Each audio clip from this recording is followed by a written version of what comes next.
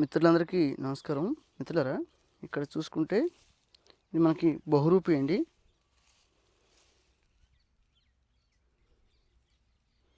ఇది అద్భుతంగా పండింది. మనం గతంలో కూడా మాట్లాడుకున్నాం, చూసారండి పంట ఎంత బాగుందో. మనం గతంలో కూడా మాట్లాడుకున్నాం. ప్రకృతి విపత్తులకు తట్టుకుంటుంది. ఇది దుడ్డు రకం. ఎక్కడ కూడా గాలులకి వర్షానికి కూడా ఎక్కడ తుఫాన్లకి పడలేదు అని అనుకున్నాం.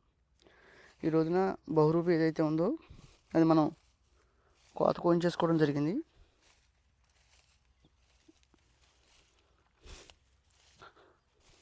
మిత్రులారా, మనం అనుకున్నాం గతంలో కూడా దీని పంటకాలం వచ్చి 140 నుంచి 150 రోజులు, లేదా 145 రోజుల నుంచి 150 రోజులని.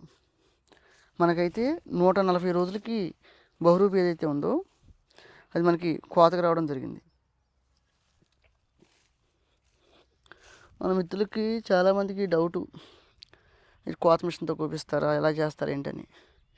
నేను ఎక్కువ మన పొలంలో కూలీలతో పెట్టి చేయించడమే, అంటే మాన్యువల్గా పెట్టి చేయించడమే నాకు అలవాటు అండి. ప్రకృతి వ్యవసాయంలో ఆ సిద్ధాంతాన్ని కూడా మనం నమ్మాము.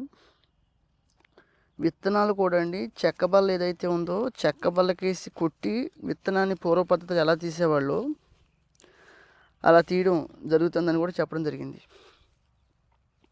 మిగతాది భోజనానికి ఏదైతే వాడతామో దాన్ని ఇదంతా కూడా మనుషులతో మోపులు కట్టించి, కట్టేది అంటాం మేము, మోపులు కట్టించి ఎండిపోయిన తర్వాత ట్రాక్టర్తో నూర్పించడం జరుగుతుంది. విత్తన ప్రాసెస్ అయితే మాత్రం మనకి ఏదైతే మెరుగ్గా ఉంది విత్తనం అనుకున్నప్పుడు దాన్ని మాత్రమే తీసుకుని పూర్తిగా ఎండనిచ్చి చెక్కబల్లను ఒకటి ఏర్పాటు చేసుకుని చెక్కబలకేసి కొట్టుకుని మనం విత్తనం తీయడం జరుగుతుంది. నేను అనేది అదేనండి. కొంతమంది మిత్రులు అడుగుతూ ఉంటారు, ఇలాగే ఎందుకు చేయాలి, అలా ఎందుకు చేయకూడదని. ఏమండి, ఇప్పుడు ట్రాక్టర్తో తొక్కిస్తే అంత వెయిట్ పడుతుంది కాబట్టి విత్తనం ఏదైతే ఉందో విత్తనంలో ప్రాణం ఉంటుంది. అది మనం తర్వాత కూడా నాట్లేసుకుంటాం కాబట్టి దాన్ని దృష్టిలో పెట్టుకుని ఇది ఎప్పుడైతే చెక్క బలకేసి కొడతామో అప్పుడు విత్తనంలో ఏదంటే అంతా కూడా బాగుంటుంది. విత్తనం కూడా ఎక్కడా కూడా డ్యామేజీ అవ్వదు అనేది కూడా ఒక ఆలోచన. కొంతమంది మిత్రులు మిషన్ కోత కోపిస్తూ ఉంటే అందులో బియ్యం కూడా వచ్చేస్తూ ఉంటాయండి అండి. అంటే మిషన్ కాస్త ఎక్కువ వాటి మీద రాపిడి పడబట్టి డైరెక్ట్గా ఒడ్ల నుంచి బియ్యం కూడా వచ్చేస్తూ ఉంటాయి. నేను గతంలో కూడా కొంతమంది మిత్రుల దగ్గర చూశాను.